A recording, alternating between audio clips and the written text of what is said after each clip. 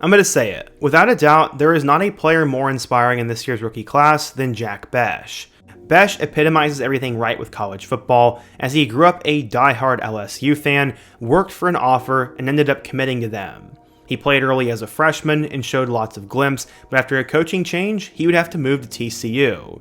He used the transfer portal correctly and ended up blowing up into one of the top receivers in college football this past season. Bech is a hard worker and a great athlete, but unfortunately, he had to overcome one of the most impossible and horrible things ever. His brother was killed in the New Orleans terror attack this past winter, and he somehow had to manage that while trying to prepare for this year's draft. He had some notable moments, including catching the game-winning pass in the Senior Bowl, but right now, I think the sky is the limit for Jack Bech, and in today's video, we're going to talk about who, in my opinion, is the most inspiring player in the country, and that is Jack Bech. We're going to go through his journey, how he made it work in college, and what his future could look like with the Las Vegas Raiders. But before we get started, if you're a big fan of college football, be sure to subscribe to the channel, leave a like if you support today's video, and let me know what player, team, topic, or situation I can cover next. Now let's get started and talk about Jack Bech.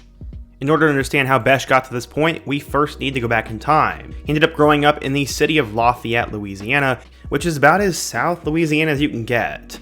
Down there, it's all about faith, family, and football, and in that order, and most of his family ended up going to LSU. His uncle Brett ended up playing receiver at LSU for 3 years, and with Baton Rouge being just 45 minutes away, he'd go to games at Death Valley all the time, watching guys like Tyrann Mathieu, Odell Beckham, and Jarvis Landry. But Bech said his main mentor and influence was his brother, as he was the first guy who saw greatness in him. He watched his older brother become a football star and wanted to be just like him, but his older brother Tiger would always say that Jack got the genetic gifts that he was lacking, calling his little brother the prototype. The Bech brothers ended up growing up in Lafayette and played for St. Thomas More Catholic High School. Tiger was an all-state kick returner and receiver and ended up playing for Princeton. Bech said, quote, "One of the reasons I want to play football at the next level is to give back to my parents and show them everything they did for me paid off. I pray every morning for the possibility of joining the NFL to not only support my family, but my future wife and kids." Early on while he was at St. Thomas More, their head coach saw Jack Bech practice for the first time at a middle school football camp. Apparently, Bech absolutely stood out, as Coach LeBlanc said, quote, "I have witnesses. When he was running and doing some agility blocks and I was watching him perform, I said this is going to be the next kid that plays on Sundays, and I made that call in 7th grade. Yeah, his brother ended up coming through the system 5 years earlier, but they were different. Tiger was 5'9" on a tall day, and Jack was always a man amongst boys. At St. Thomas More, he became a star alongside 5-star quarterback Walker Howard. Jack Bech remembers spending countless Saturday and Sunday mornings at Walker Howard's house, saying, quote, "The first thing we would do is get the ball and head to the backyard and start tossing it for hours. 2 or 3 hours we would pass it, and we wouldn't even know it." Jack and Walker ended up getting college scholarship offers about a month after each other, and it started in 2019. Alabama and LSU quickly went after Walker, but it took a little bit longer for Jack. Schools like Louisiana Lafayette, Louisiana Tech, and Houston were the only programs to offer Jack by the end of his junior season. That year, he had 91 catches for 1,700 yards and 20 touchdowns. Jack said, quote, "The big thing with a lot of colleges was that they said I had great film, but they thought I needed to get a little bit faster, a little bit bigger, and a little bit stronger.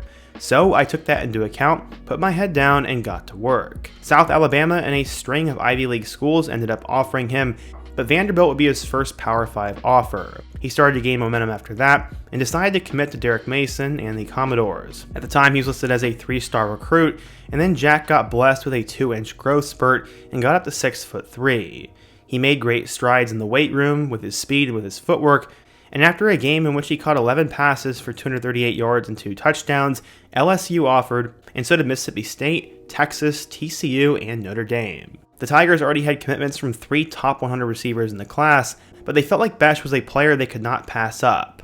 He said, quote, "I had 2 dreams. One was to play in Tiger Stadium, and one was to play in the NFL. Now his dream ended up coming true, as he decommitted from Vanderbilt and committed to LSU. As a senior, Bech caught 69 passes for 1,400 yards and 16 touchdowns, and in total, he had 173 catches for 3,236 yards and 37 touchdowns in 35 games. According to 24/7 Sports, Jack was a 4-star recruit, the number 54 wide receiver, and the 342nd best player in the class of 2021. So, how did he end up doing in Baton Rouge? Well, let's take a look. Well, instead of being a receiver, he would actually be put as a tight end at LSU, and he honestly had a great first season. He ended up having 43 total catches for 489 yards and 3 touchdowns, and this came in 13 games, and he actually started 7 of them. He had a couple noteworthy performances, especially against Central Michigan, Auburn, and number 25 Arkansas, and Bech looked like he was going to have a big-time role in the future. Unfortunately, things would stagnate back in 2022, as he really only had one good game. He had 6 catches for 43 yards against New Mexico, and also had a couple of big grabs against Georgia in the SEC Championship, but other than that, he finished with 16 catches for 200 yards and only 1 touchdown. He ended up getting stuck behind Malik Neighbors, Keyshawn Butte, Kyron Lacey, and Brian Thomas Jr. His coach from high school said, quote, "When the coaching change happened at LSU, those weren't the guys that recruited him, and everybody around him didn't think he was getting a fair shake. He went from being a freshman All-American, then getting on the field for maybe 25% of snaps, and I think the transfer portal is bad for football in the long run, but if anybody should have transferred, it was Jack.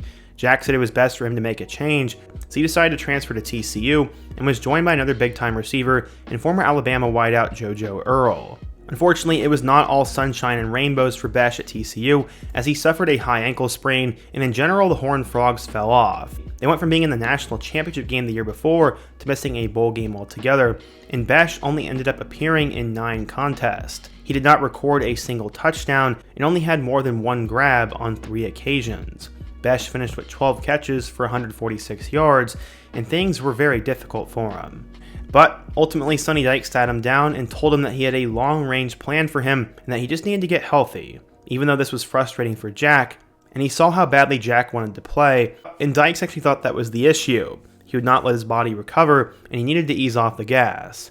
Ultimately, things would really blow up for him in 2024, as he had one of the best single seasons in TCU football history for a receiver, as in Game 1, he caught 6 passes for 139 yards and a touchdown against Stanford, and then 2 weeks later, he had 9 catches for 200 yards against UCF. He ended up having 2 more incredible games, including 8 catches for 166 yards and 2 touchdowns against SMU, and then 10 catches for 131 yards and 2 touchdowns against Kansas. In the first 5 games of the season, Bech was off to a historic start, but he would slow down for the remainder of the year, never having more than 5 catches or more than 100 yards in a game.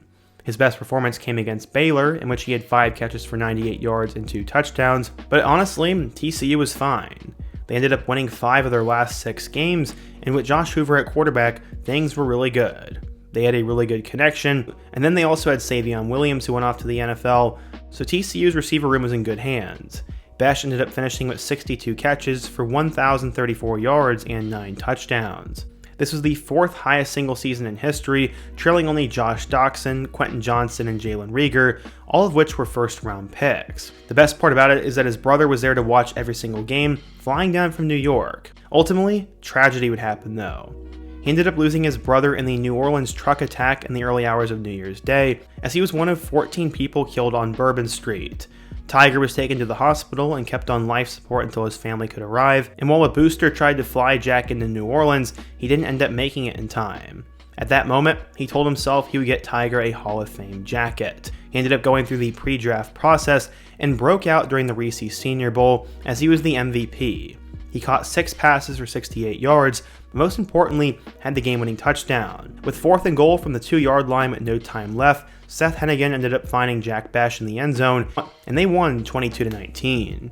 After the game, Jack felt that Tiger was with him throughout the entire week, and he said, quote, "My brother had some wings on me. He gave them to me and let all of that take place." He was extremely motivated to boost his draft stock and play for more than himself, and he ended up also having a really good combine, in which he had a 34.5-inch vertical leap, did 19 reps on the bench press, and ran a 4.6 40. I guess that could have been a little bit faster. Eventually, he was taken in the 2nd round with pick number 58 by the Las Vegas Raiders, and everything finally came together for him. This was a humongous moment for Jack, and the Raiders already had one of the best young players in the NFL, in Brock Bowers, and they also grabbed Ashton Genty. Bech is just another weapon that they needed, and one scout said, quote, "I already view Bech as the best wide receiver on the Raiders roster, as he's joining a room with Jacoby Myers, Trey Tucker, and a couple of day 3 picks. It's no secret that Geno Smith's led offense will run through Brock Bowers and Ashton Genty, but Bech is the best receiver on their roster right now.